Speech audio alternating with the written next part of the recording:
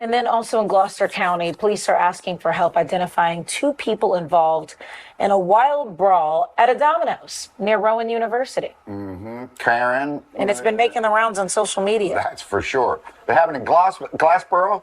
You got it. Yeah. And everyone's been talking about it because you can see it all over your, social media feed. So Welcome everyone. My name is Sean, and today we're going to talk about a story in Glassboro, New Jersey, where you have a bunch of teens, a bunch of youths, getting into a brawl at a Domino's pizzeria. However, the first thing that we have to talk about, the first thing that we have to address is this local Fox Philadelphia affiliate, because this man right here may actually be a legitimate hero. First and foremost, most people wear a suit when they're on the local news. He's not doing that. This guy looks like a random old school Philadelphian that came off the street in order to do the reporting right here, and he is clearly and obviously not paying attention to anything the woman who is next to him says throughout the course of this segment. And I just want to say, I'm 100% here for it. I'm 100% here for this guy to just be like, you know, what's going on while you're talking? Oh, I'm sorry. I was doing something completely different than what you're talking about. And then randomly saying, Karen.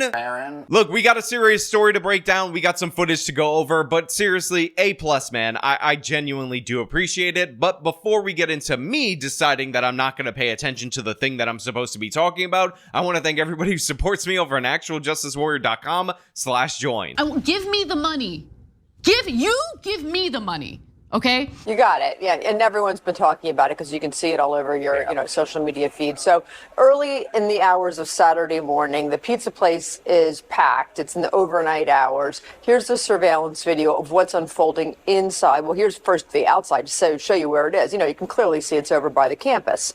So, late night after Halloween, and then some people still have masks. Then here's some of the melee that, happens. The kids have their phones there, pushing and shoving. Then the police come to try to get the situation under control. And at the bottom of your screen, you can see those are the guys, and they're throwing the chair at a police officer. Now look, I don't know because I'm in New York and everything is kind of structured weird in the city of New York, but every Domino's pizza place I've ever been to in New York City has like no seating at all whatsoever. It's like basically a pizza factory. If you show up there, you grab your pizza and you get the hell out. But obviously this one right here in Glassboro has much more room than usual. But as you can see, you have disproportionately black youths at this particular location. And for whatever reason, they are climbing up on the display at the Domino's, and while you can't actually see them make contact with this chair thrown at the police officer, it is reported by the local news media and of course a bunch of other outlets across the country that they ended up throwing this chair and hit a guy in the back of the head. Now, to be clear, I understand that things get rowdy post-Halloween. I understand that people are out and about. The women are dressed in the way that women tend to dress on Halloween, so obviously there's going to be some heightened energy, especially because Halloween was on a Friday night, but this is ridiculous and absurd behavior. These people are acting like animals at this location, and the crazy thing is that even though people understand that New York basically invented pizza, we're the best at it anywhere at all whatsoever, you can't even compete. In reality, Jersey and Connecticut also have solid pizza cultures, so I also think it's a little bit offensive and ridiculous that all of this went down at, of course, a Domino's Pizza instead of like a Vito's or Luigi's. Like what the hell is going on? And not only they hit one of them in the back of the head. See them picking it up right there? You can see that blue shirt and the gray one. They go out of frame a little bit and then they're running away. Now, another thing that I do appreciate about this local news segment is that it's out of Philadelphia and they don't play the game that the local affiliate stations over here in New York play, which is blur out the faces of the suspects that the police are currently looking for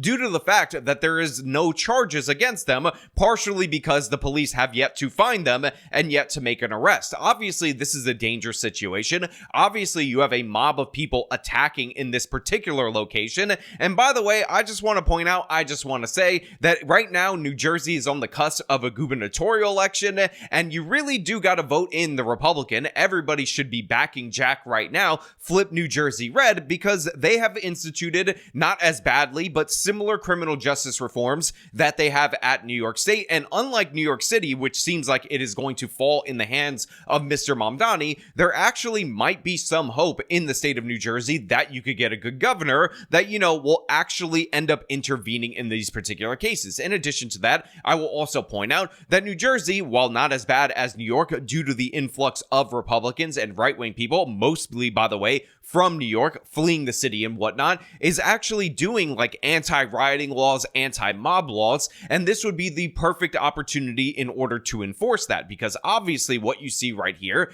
is absolute unmitigated chaos, people taking advantage of the situation, and again, they're fighting at a Domino's pizzeria in the Northeast where we basically invented pizza. We basically invented food. I was talking to an individual that actually lives on the left coast, on the West Coast, and they admitted they ended up bending the knee to the city of New York and said that we got the better food than over there. So in your face, and no, In-N-Out does not overwhelm at all whatsoever. Shut your stupid face. So that infuriated clearly the officers who were trying to get the situation under control. Here's witnesses. There was so much chaos up there. There was just a bunch of people like throwing punches at each other, even at my coworkers. Yeah, again, this is absolutely ridiculous in every possible way. And again, I will also add that the downplaying of this criminality, the excuse making for it, all the typical things that we see from the left-wing media about how we need to arrest poverty, we need to find out what poverty was wearing. Again, if you scan this crowd and you see poverty, give the description to the local Glassboro police if that's what you want to do. But in reality, the people who are actually negatively impacted by this are those working at the Domino's, and typically those are people making minimum wage. And to me, like working at a pizza factory where you slop on a pathetic amount of cheese and a little bit of tomato sauce and you call that pizza is degrading enough without actually being attacked by a mob of youths that think it's funny to do so. Like, why does her coworker deserve to be punched in the face because they happen to work at a Domino's where a bunch of black people end up going to it? It's not fair, it's not sensible, it's not logical. It's ridiculous. These people seem in and around the same age. They're likely college students at the local university that's nearby, and yet they're subject to this humiliation, and even the police aren't able to fight back against them because there's so many people and they're willing to use improvised weapons. We need some serious prison time for this. We need to have one domino knock over the other and cause a chain reaction that locks all these people up. But you know what? I don't expect that to actually occur based on the fact that, Democratic state, Democratic area, likely gonna go soft on these future Democratic voters. All I saw was one girl turn around and just deck another girl in the face. Out of nowhere, I look to my left, there is a chair just flying right down this hallway.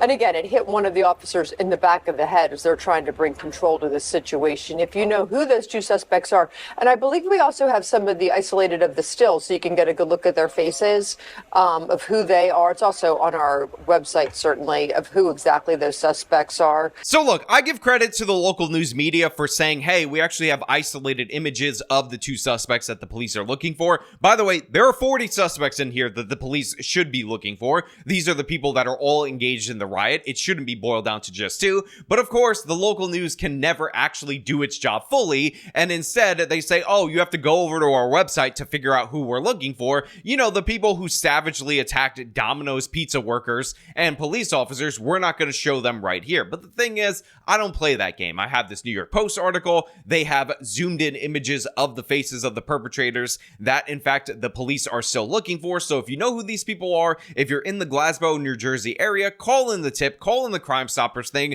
Maybe there's a reward, and we can actually get some progress made against these criminals. Look, the fact is, there is this idea in the United States of America that we can never talk about what is going on in certain black communities. We can never talk about mob activity. We can never talk about black teens or black youths without actually using euphemisms like just teens and just youth, something that I often mock in the thumbnails and in the title of this video. But the fact is, these people make black communities worse. They're the ones that are having their businesses shut down disproportionately when stuff goes awry and it's not actually taken care of. The cover-up is a cover-up for the criminal element within that community, and guess who is the most hurt by that? typically it is the victims of the individual crimes, but also the law-abiding community that always has to go further for a grocery store, further for food options, further for everything that they would want or need, things that we all take for granted because we don't live in neighborhoods like this,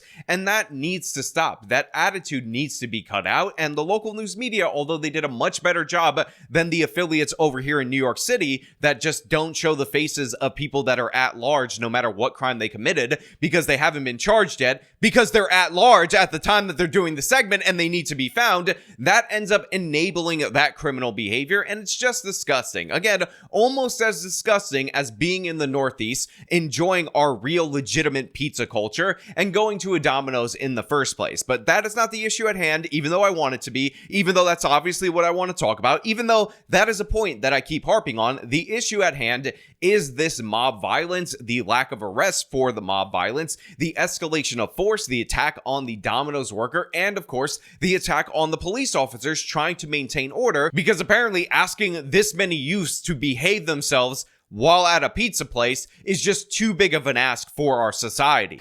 If you know, please call police. Very clear surveillance video for sure. All right, Karen. 7:13. Dogs. Yeah, dogs.